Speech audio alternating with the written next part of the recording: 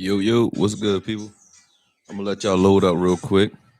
I ain't gonna be too long. I probably give y'all a couple minutes. Just want to talk about who's hot in OTAs, and we're gonna discuss a little bit of Keanu Neal as well. Because last night I was debating with the fellas, and he kept coming up as far as like can he beat out Jalen or any of these other linebackers for that linebacker spot coming from that safety position, and I gotta give him a little more credit. I've been watching this film all morning, and I'm hype on him. I wasn't when he got here. I won't lie, because I just didn't like the idea of a guy who was a good size safety, but I never seen him have to deal with linemen on a consistent basis. Like I love Brian Dawkins, but and he's that style player in my opinion.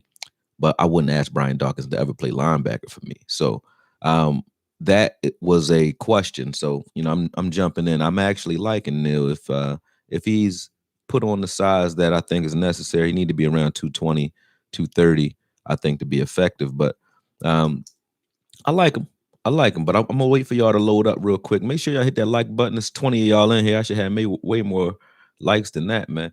Asmodeus, what's good? Kenneth Hood, what's good? Iceberg Q, what up? Cajun Cowboy, Eastside Harold, man. I love your loyalty, man. You might as well just come on over, brother. Like you love the Texans, but you be on my lives every time. I'm flattered, but I'm not even trying to come at you, man.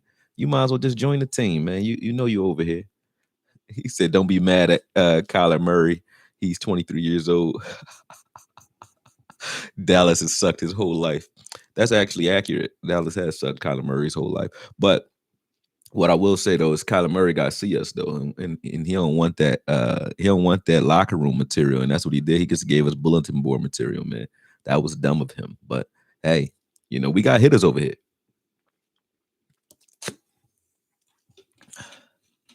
Yeah, but what's up though, man? All right, that's enough of y'all in here for me to go. I ain't gonna hold y'all up too much. All right, let's get it. All right, so like I said, I was debating with the fellas last night. Shout out to Vash Lombardi, Law Nation, Skywalker, and Foster King as well. But I was debating with those guys about linebacker, man, and we got a little heated in regards to Keanu. So for me, I feel like Keanu. Make sure y'all watch that tonight too. Another roundtable dropping tonight on Vash Lombardi's channel. So yeah, just before we get in there, I wanted to plug that. Make sure y'all tune in and watch that at 7 Central, 8 o'clock Eastern. Again, happy to be back with the fellas too. It felt good, felt natural. So looking forward to watching it myself. I haven't watched it, but check it. Keanu Neal beating out Jalen Smith is the debate.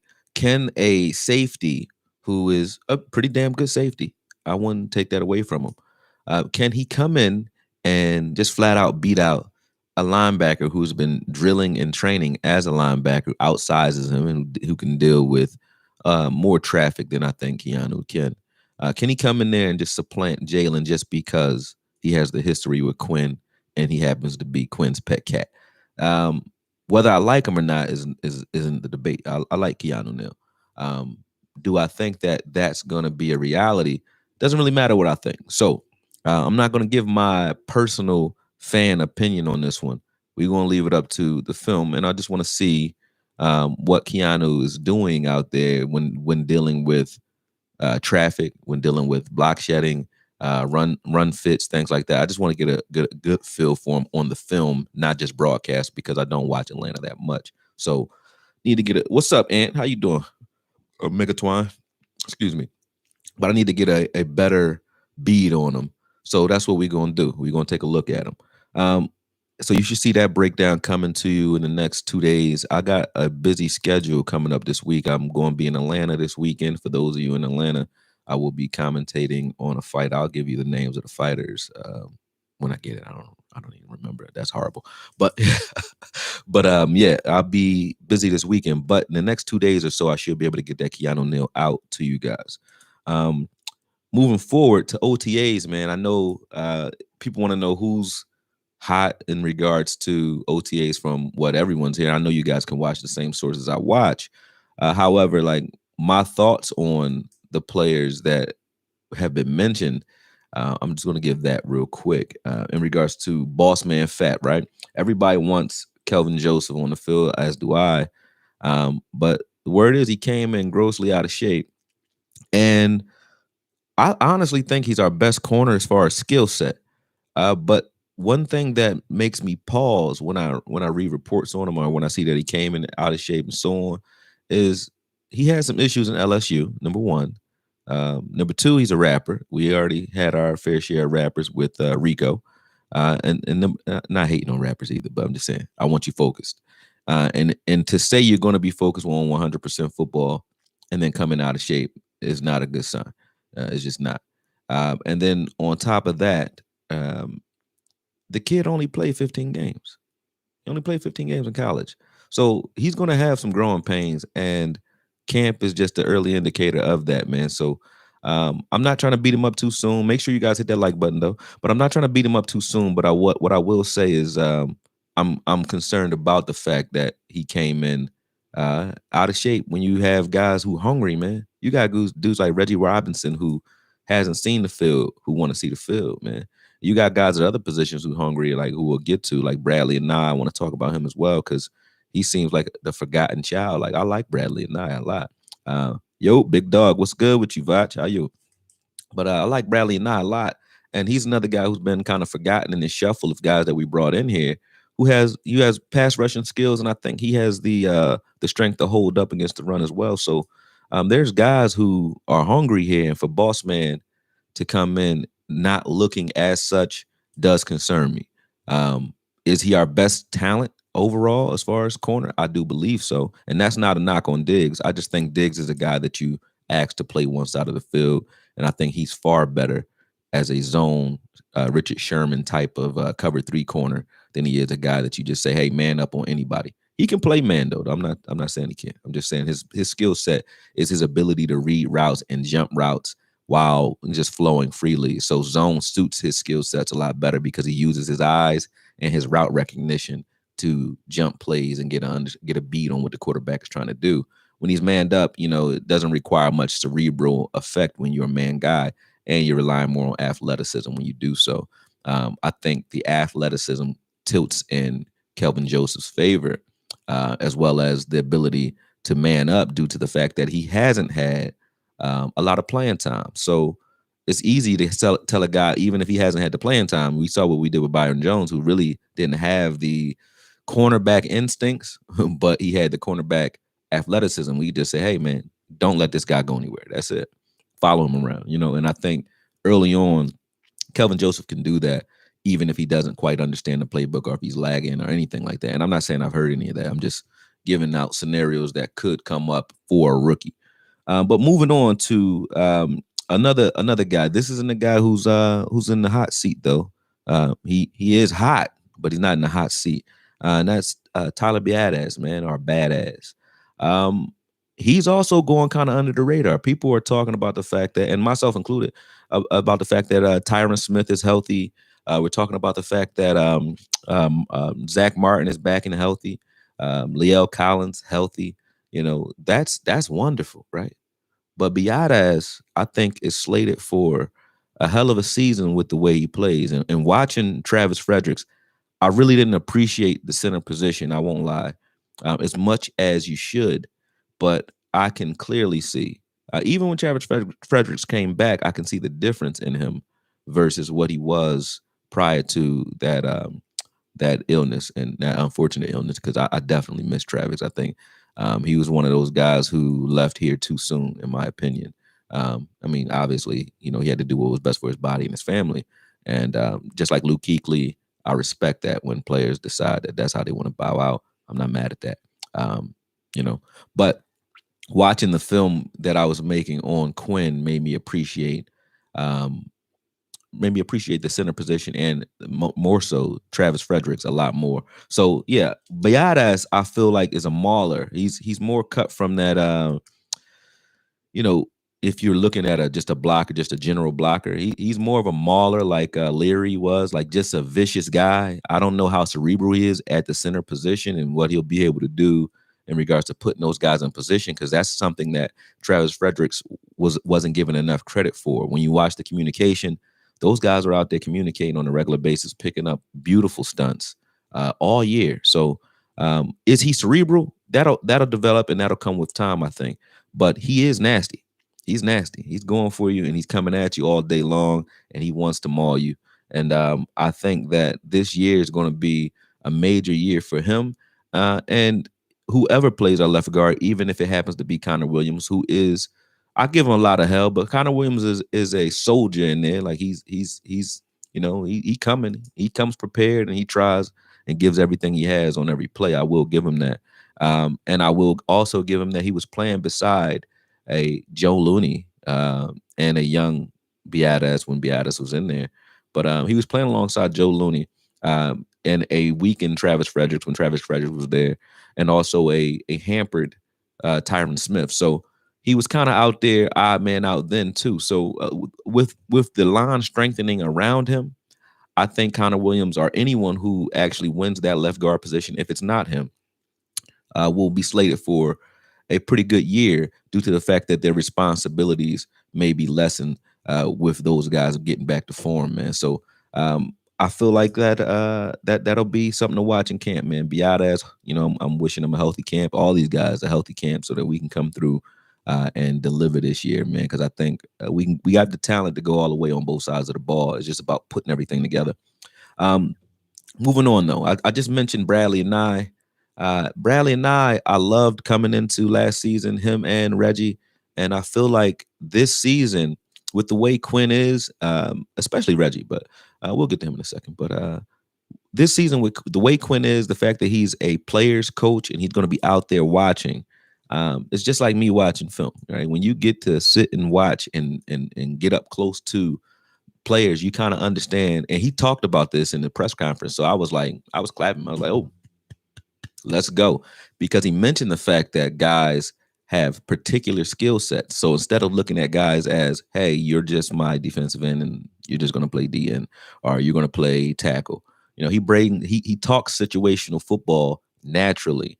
I don't think that Nolan had the personality to deal with young guys just personally. He's more of like a Navy SEAL, guy just said, just do your job and know your job. But he's a veterans coach, not a guy that you want to motivate young guys. And he was like a stark contrast to Chris Richard, who I think initially he'll get you fiery. I do think that, but it's like, not enough attaboys with Chris Richard. So with Chris Richard, there was no balance. I think he was kind of beating these guys down as far as confidence because he'll yank your ass out the game. With that said, Quinn being a guy that's down in the mix, like Richard was down in the mix, but also having more personality than Richard and Nolan, I think we'll get the most out of these guys because from what I'm hearing, especially from Randy Gregory, they love him and they want to play for him. They'll run through a wall for him. And me being a coach myself, that's half the battle. If you can ask a guy to do things to make himself better and he trusts you and he's willing to do that to not only make himself look good, but because he respects what you're saying and he wants to uphold what you're trying to do and the vision that you have, that is what coaching is really about. It's not just about having the information. Because if you can't deliver that information, what good is it? If I know football, but I can't do a breakdown, what good am I? If I can't break it down and teach you what I'm trying to convey, then it doesn't matter what I think. You know what I mean? Because I can't prove what I'm saying, and nor can I convey that in a unique manner that makes you want to digest that information. So I'm excited about what Quinn is going to do this year. And I think Bradley and I is one of those guys who will get a fair shake. Will that mean he beats out Dorrance Armstrong or gets more than 6 snaps? But in his 6 snaps, he had a pressure and a knockdown. Not too bad in 6 snaps. I don't know why he didn't see the field, but and I think he could set the edge too. But does that mean he's going to beat guys out, barring injury? Doesn't necessarily mean that, but I think he will get a good look this offseason. We have everybody primed at every position. We haven't had this much depth in a long time. Moving forward, now the guy who is benefiting most from make sure y'all hit that like button, man. It's 58 of y'all in here. Do y'all not like me or something, man? Respect it.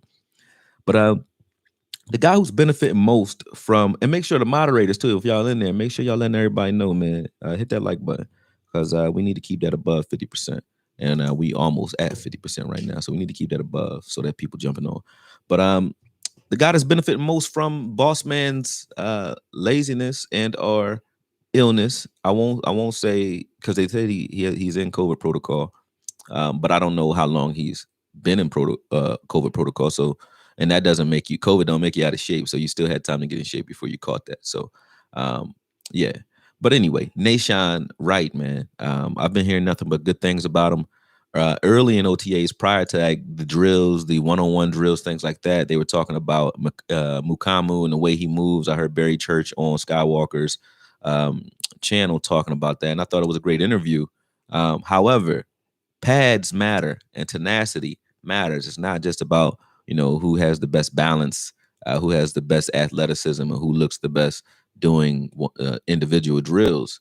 It's definitely about that competitive spirit. And I think that's what we're bringing with Nation, because his comparison, like he said, is to Richard Sherman. Richard Sherman is not the best athlete either. He's not the most athletic corner, but he definitely is competitive. He's in your face and he's coming.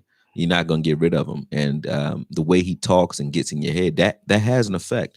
People look to play him. People look to come prime to, you know, to beat him. Like that's really what it is. People like they circle that on the schedule. And I think Nation's going to be one of those guys because he doesn't shut up and he doesn't back down. So, and he's been making the most of his opportunities every day in OTAs. He's one of the highlights that I see. So I'm thinking that Nation may be an early starter over Boss Man if Boss Man doesn't get it together in camp. If he has a weak training camp, Boss Man may be one of those guys that we kind of squeak in there after week 6. He might be in the rotation, but he might not have a solid spot early on if he doesn't get it together soon. So I'm pulling for him because, like I said, he's my overall best skilled. I wouldn't say favorite because he hasn't done anything to make me say that, but overall best skilled corner on this team.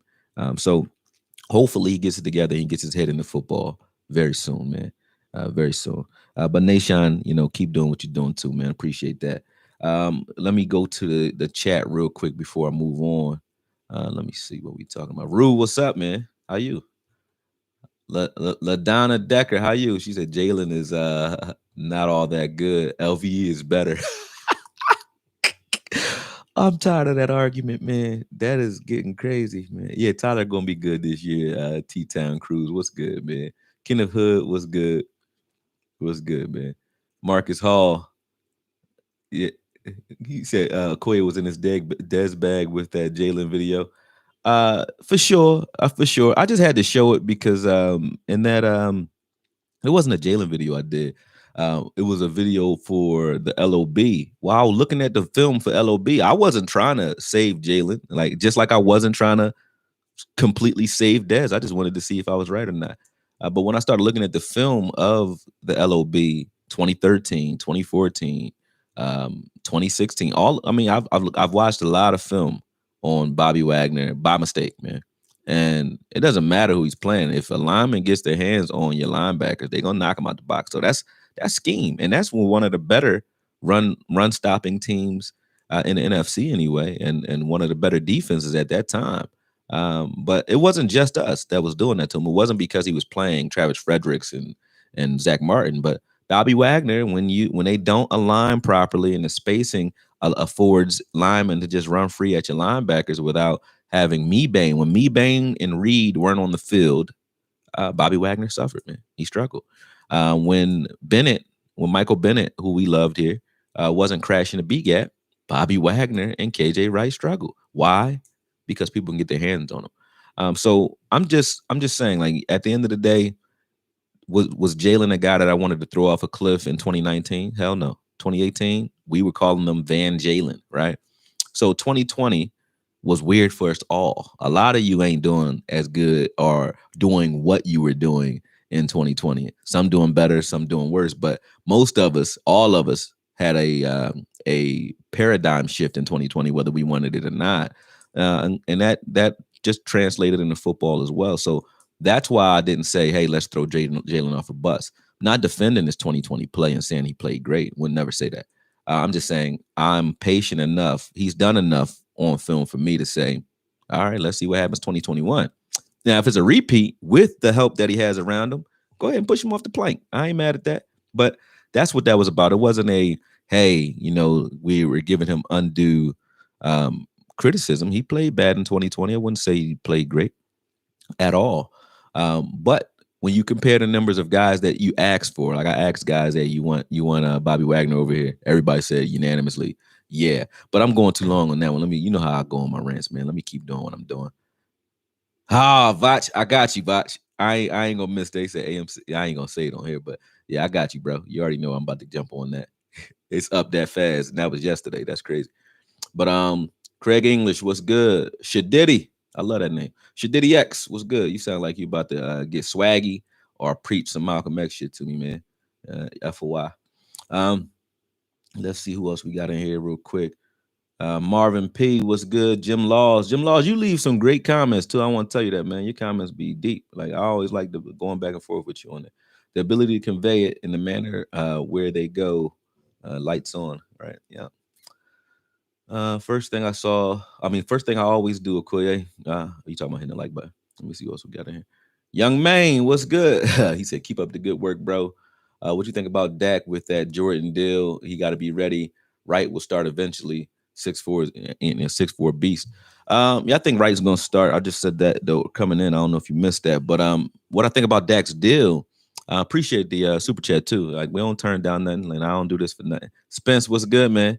Um, what I think about Dak's deal, I think it's a monster deal because I think he's the only. I don't know if he's the only quarterback, but he's one of, I think, that has that deal. And to back that up with, to run that back right after his contract, I think that's good for Dak.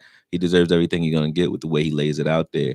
And the main reason I was happy with Dak making his money wasn't because I'm just like, hey, I want everybody to get their money. Don't get me twisted. But it wasn't because of that. It wasn't about just, hey, I want him to, just some altruistic mission. I don't want Dak focused on money. I want the Dak that's like, hey man, I got mine.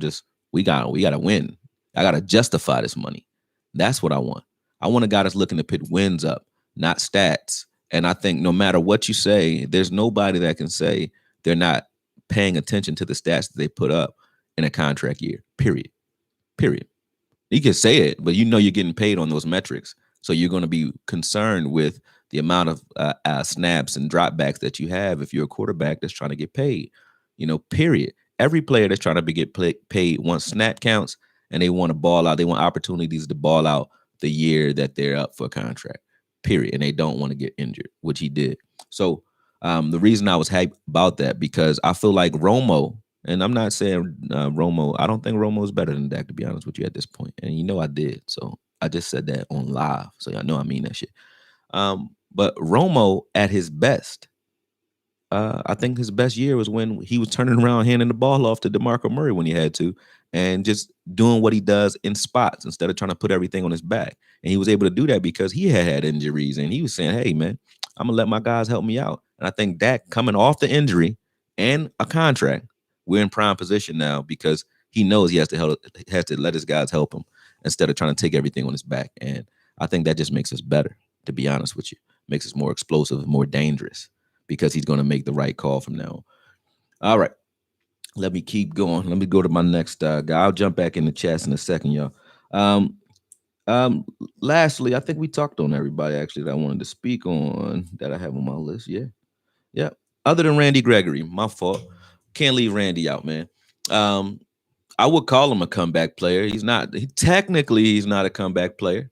He was playing last year, but Randy Gregory last year in the scheme that we were in, I don't think it was best suited for him, and the coaches didn't do him a service by leaving Dorrance out there as if Randy just sucks against the run because Dorrance didn't do great against the run either. So it's like if you're going to have a guy out there, if he was a run stopping D end and he was just doing the damn job, I would have said, okay, I understand. Like, if you took a Chauncey and you say, okay, on this obvious running down Randy, get a little breather every once in a while. Okay, I can understand that. But it wasn't like Dorrance was out there killing it. So I really didn't understand that move by this coaching staff at all. I didn't understand Donovan Wilson not being on the field either. I don't practice with these guys. I don't watch them in practice, but I just don't understand that move. And with Randy being per himself, one of the stronger guys in his group, so one of the stronger defensive linemen on this team, with the pass rushing ability he has and the bend that he has, And I've seen the strength before, and this is his first full off season ever with talent around him. Man, it's exciting to see what we'll be able to do with Randy Gregory, man. Like, I love Randy Gregory. I love him. I love watching film on him. It's to a point where I don't even put out breakdowns of them because you guys already know. It's like I'm not showing you nothing you ain't already seen. It's just a piece. Those will be like pieces, like just appreciation pieces or something. Because he's a nasty dude, man.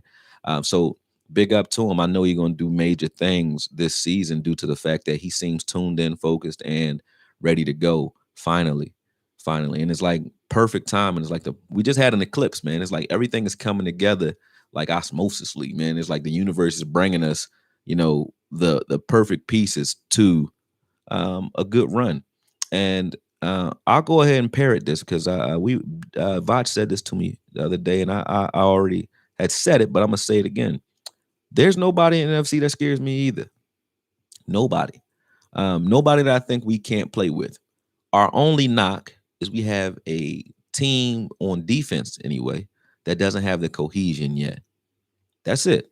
And if we can get that out of the way in training camp and in the first 4 weeks of the season, I don't think it's anybody that I wouldn't line up against. We weren't getting our asses kicked yet last year. We were in most games, even when Dak was there.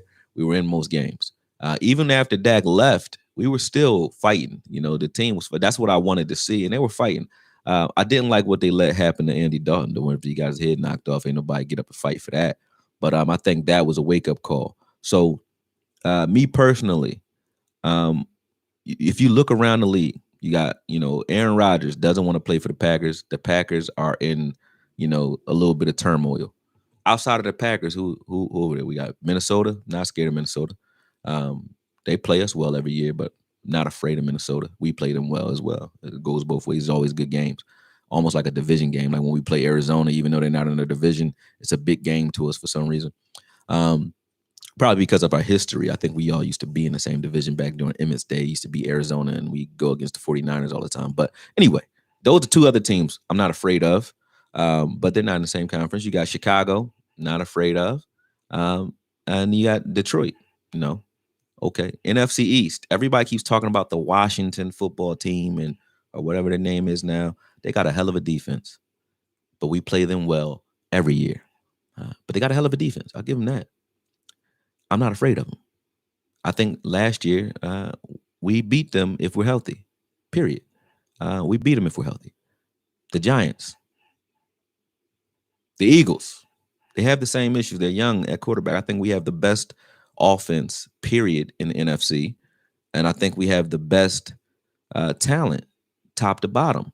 But and this is the first year where the media isn't giving us undue credit. The media was giving us credit when we weren't as good as we are right now. They're not giving us that much credit right now, and that's actually a good thing because for a change, the Dallas Cowboys might get to fly under the radar. We're not high in the power rankings, regardless of what type of talent we have. So, I think we can do some major things. Tampa legit. I would never say Tampa's not legit, man. You already know. Tampa definitely is legit. It's not about them being legit. It's about whether or not we can match up with them or not, and we can. Defensively, we match up very well. Mike Evans is one of those bigger receivers. Um, I think all of our corners, all three of the corners that I think will be starting, which is Nashawn, Bossman, and Diggs. I don't know if they're going to bring two rookies out there to start over Lewis. I don't know. But even Lewis, I think we match up, right across the board with their receivers. We'll see what we can do in the run game. That's going to be schematic, depending on what Quinn likes to do. But I think we match up well against them, and we're playing them early before they get in midseason stride as well. So we're gonna give them our best shot. We healthy, they healthy. I don't mind playing them. There's nobody I'm scared of, man. And we're not gonna go undefeated. So I don't give a shit about Tampa Bay. They still gonna have to see us. You know what I'm saying? I'm just telling you that there's no team in any conference that you can tell me top down is, better at this point in the NFC. Period. All right. So with that said, man, let me get some more shout outs real quick. I don't know what I said, but I know you're cracking up in here, man. Marvin P was good. He said, Okoye, the most physical and best defense has historically won the East, and we need to improve in both areas. I would say that, but you can see that we brought those guys in that will do that. Like, they are physical. Chauncey sound like a boy. I keep saying this. He sound like somebody from like Dead Presidents or Cooley High or something, man. Chauncey sound like he will slap skin off your face. Like he slap you in the callus on his palms, just rip skin off. That's what Chauncey sound like, man. That's real. You know what I'm saying? That's real. What's good, Davey? What's good, man? How you? Yeah, he sound like he'll hurt you. Osa look like he'll hurt you. How you see it? You ever seen a dude that's 285 pounds? He don't look 285 because he's a lot like Dayton Jones or Chase Young. Those guys, like, he's heavy, even though Chase Young not 290 either, but he's heavy. He 290, but or Aaron Donald would be a perfect example. A heavy guy, but all muscle, man. There's not a shred of fat on that dude. When you watch him wrestle, he's not a fat dude, but he wrestling fat guys, slamming them on their neck too. But he's not a fat dude, man. This dude is an animal. He eats weights. He eat them. So Osa, he don't talk a lot, but his game talk for him. And I haven't seen the kid step backwards one time. I don't think I've ever seen him. I'm talking about in double teams. He put his foot in the ground, that foot, his leg breaking before he take a step back. That's period. And then I haven't even tapped into Bohanna yet. So with those guys, I think the physicality's there. You already know about Brent Urban. He's better than all three of those kids because he has the history in the NFL of being a run stuffer. You know what I'm saying? And I haven't even mentioned him. He's probably going to be one of the starters in the middle of the field. So if you got Brent Urban there and you got these young guys around him who get to learn how to be a pro, who already have the intangibles that you want in that rotation, those three may not even start. They may not start. You feel what I'm saying? You know what I'm saying? If Tristan comes in healthy, it might be Tristan in the middle of that field or Neville, because we haven't mentioned Neville either. But Tristan or Neville next to Brent Irving, along with D-Law and Gregory on the outside. That may be your starting lineup. But then we got guys behind them like Basham, who I like, who I think needs an inside game, an inside move.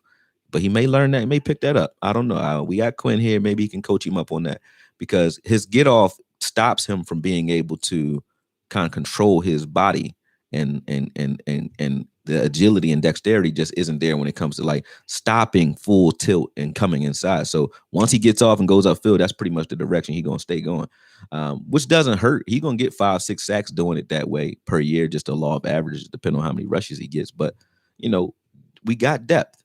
So I'm not afraid of that. I think we are going to be more physical, man. Bradley and Nye is physical.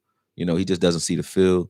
You know, Dorrance Armstrong may even improve in a more smash mouth type of scheme. So yeah, you got me with that one a little bit, but nah, we weren't physical last year. But I think it was more scheme based. People who are thinking aren't hitting. You know, if you're thinking, you're hesitating. That's called paralysis by analysis. You're not moving, and anybody running into a guy who's flat-footed or who's hesitant is not gonna, you know, they're gonna win that battle, you know, and that's what was happening to us. We were getting hit in the mouth. We weren't doing the hitting on defense. We were getting hit. I don't think you'll see that this year. I really don't. And if we do, then you know, it just speaks to again the level of talent that we have here. Because when you have a bunch of different coaches that come in and can't do anything with the guys that you have, eventually it's not the coaches. So the pressure's not just on, you know, Mike McCarthy and Dan Quinn to get these guys up to speed. You know, the pressure is there, but the pressure is on some of these players who were asked to just use their athleticism, run and hit the ball back during Ryan Marinelli's day. It's up to them to become lineal pros and start to prepare for these games the way Sean Lee used to with film and so on. They need to prepare as professionals. You can't just go out there and lean on your athleticism. This is not the SEC. You know what I mean? So I just want to see what the difference is. And I think this year, you know, we will. Period. Period. You said Stephon Gilmore is holding out. What's up, Isaac? Say he's holding out. Would you send something for him? Nah, I wouldn't. I'll let the young cats battle it out. I think we got guys who will be likened to or akin to Stephon Gilmore if you let them play. If you bring in a guy like Gilmore right now with these young guys, would he help us this year? 100%. But I think he will stifle some of the growth of guys like Bossman and Nashawn. And I don't see Jerry doing that. That hasn't been Jerry's MO since Dion. He hasn't gone hard for a splash corner. I don't think he's going to do it now either. I don't think they're looking to tie up a bunch of cap space on guys who aren't here because they have guys who they like here who they want to pay. So I don't see that happening. Yeah, I'm looking forward to that too, Asmodeus. Yeah. Yeah, hit that like button though. But I'm looking forward to it too. I want to see Biadass going up against Ndamukong Suh, those guys. Um,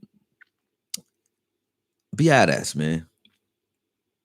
The one thing I like about he has the one thing I like about linemen, man. I don't like the zone blockers, the Mark Slaricks of the world who, pretty, they get out there. Connor Williams is kind of like that. He's a guy that can get out there in space. He's suffering in this scheme because I think they brought him in to be a mauler. And Connor Williams is more of a space zone blocking type of player. And he probably is a great zone blocking guard, but we're not a zone blocking team. That's the problem. Because he can get out there, he can reach block with the best of them. He can get out there and get in front of you. He can get out there and chop you down, and he coming every play. It's just he's not a mauler. You know what I mean? I like nasty ass linemen, and that's the one thing Biadasz has. And I think Ndamukong Suh is nasty as well. He's one of the nastiest defensive tackles in the league, so that's going to be a battle. Can't wait to watch that. Special K was good. He said, besides addressing our run defense and defensive coordinator, what other major change you noticed we made on defense? Uh, hmm. I wouldn't say I really don't think we've made any others other than we've addressed our run defense. Linebacker is a packed group. I wouldn't say 2 years ago we thought we had, like I said, linebacker issues. But linebacker is a packed group. We got, I think now, even with the hell I give LVE and the hell I give Jalen and the hell I give, the knocks I give Neil for not being a linebacker yet he hasn't lined up as linebacker officially in the NFL as of yet. Top to bottom though, are there better linebackers in the league? Of course, than what we have, yes. But talent, just balance talent and depth, no. We have a very talented linebacker group, very top down. I don't care really. At the end of the day, I might be upset if certain things don't shake out, like depending on who starts. But I'm not thinking that we are hampered if one of those guys are starting over the other. It really doesn't matter what our rotation is. I haven't even mentioned Cox in this entire video, and I love Cox. See what I'm saying? So I think that would be a change other than just DC and run defense. And offensively, no, it's just more cohesion. I think offensively we're going to get more of the same. I think Zeke is another guy like Randy Gregory, but on offense, a beast, a physical freak, who's now getting a full offseason to focus. He did have the dog incident, but I don't think he's paying attention to that much at all, man. Yeah. You say you love what? I don't know what you're talking about. Yeah, linebacker core. We got a lot of talent there, man. He said, "What about Neville Gallimore? He's not what his draft stock would indicate."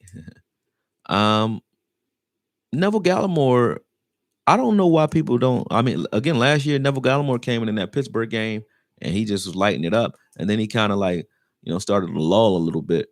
I don't know why that was though, and he wasn't on the field enough for me to say yay or nay on what I like about him. I don't think we used him properly last year though. I think he's more of a 3 tech, and we were asking him to get in there and be that 1 tech guy sometimes. And can he do it? Yeah, he's not a guy that you say don't ever do it. I don't think you ever put Tristan at 1 tech. It's not Neville's not that. You can put him there, but that's not his best. Just like Antoine Woods, you can put him there. That is Antoine Woods' best before when he was here, but he just wasn't the greatest at that either. I think Neville's similar to an Antoine Woods type of skill set when it comes to playing 1. If you put him in there at the 3, I like Neville Gallimore a lot. Actually, I do. At the 3 tech, not at 1. But again, our defensive line, we got so many guys that's fighting for those starting 4 positions inside. And then we have guys fighting for the backup jobs to those defensive ends. And then we have the fact that we are a multi-defense still. And when you watch Quinn's way of using Atlanta, watch Takk McKinley if you want to get it under. I'll do this for you guys. I'm going to do a breakdown of Atlanta, namely Takk McKinley. because Tack McKinley played that Sam-ish position when they were doing stand-up. And that's the position that Randy said he's been playing is Sam. And that's what Tack McKinley was doing. But Tack McKinley is his play style is more like a D Law, just a wild man that's coming at you. Doesn't have a lot of pass rush moves, but he will get there and he wins, even though you don't know what the hell move he's using to win, but he wins, right? He's got to chew his arm off to win, right? Randy's not that. So you got a dude like Randy Gregory running around doing the things that Tack McKinley was doing, but a lot more smooth. And when he's asked to pass rush, a lot more effective. With the possibility when he does that, when Quinn does that, you have D Law possibly moving inside. You have Bohanna when we line up in that 3-4 look, probably on earlier downs. You'll probably have Bohanna at the nose.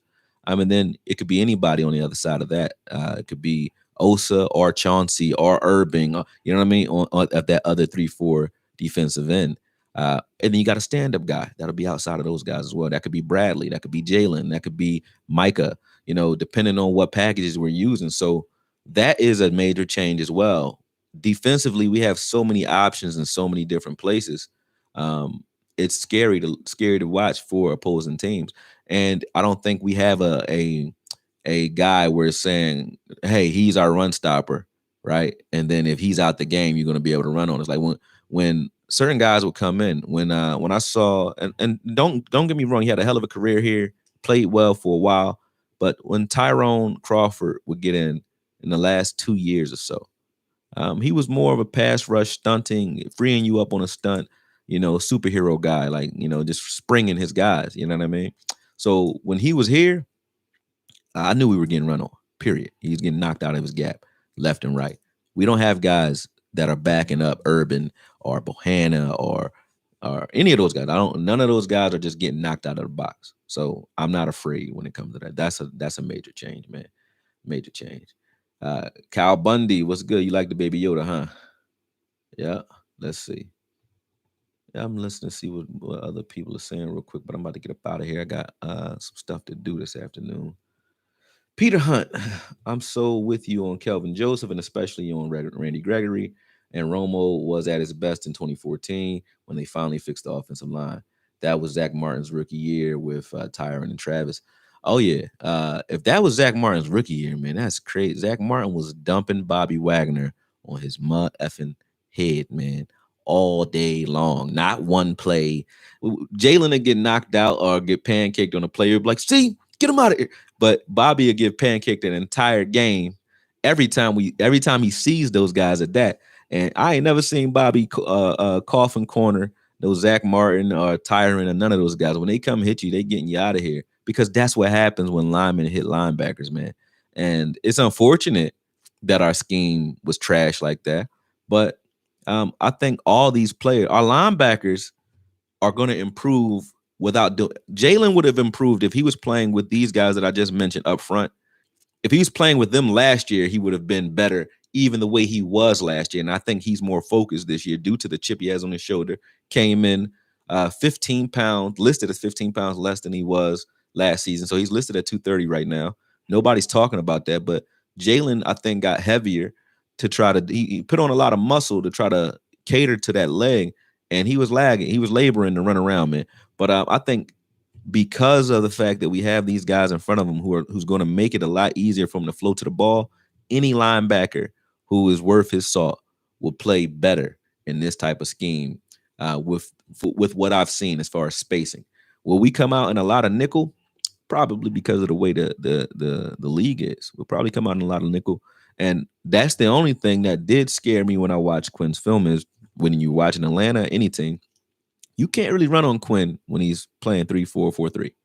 You can run on him in a nickel. You can run on anybody in nickel because they're thinking pass first. So the guys that we added, they're guys who can stop the run on their own up front, and that's what we needed.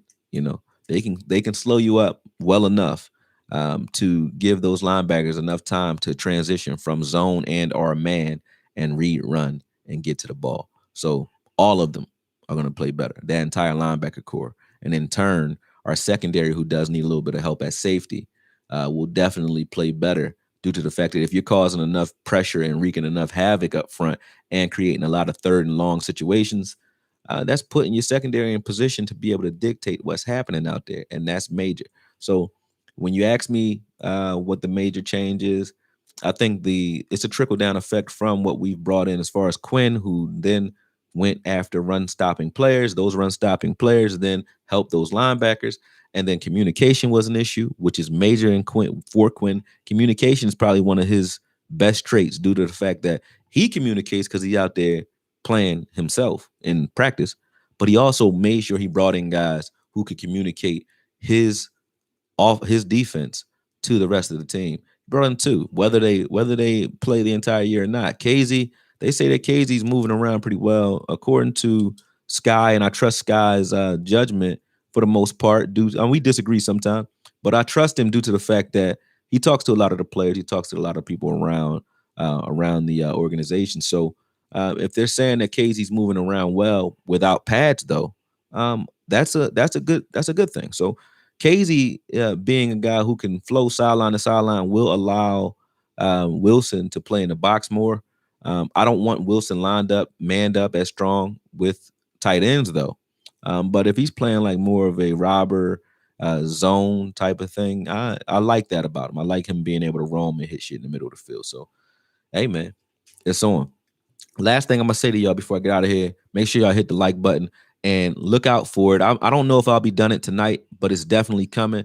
Vach, if you still on here too, I'm doing a roundtable promo video, like a just I don't know, I was inspired by the roundtable last night. So I'm doing another piece. You know how I like to do pieces, but I'm doing another piece. You guys are definitely like this one, man. I'm having fun making it, but it's definitely a pre-training camp. Let's get back to it type of piece. So expect that to come out in the next day or so. After that, like I said, we're looking at Donovan Wilson. We're looking at some Keanu Neal. We'll get into this entire team, man. I ain't going nowhere. Let's get it. Love y'all. Peace.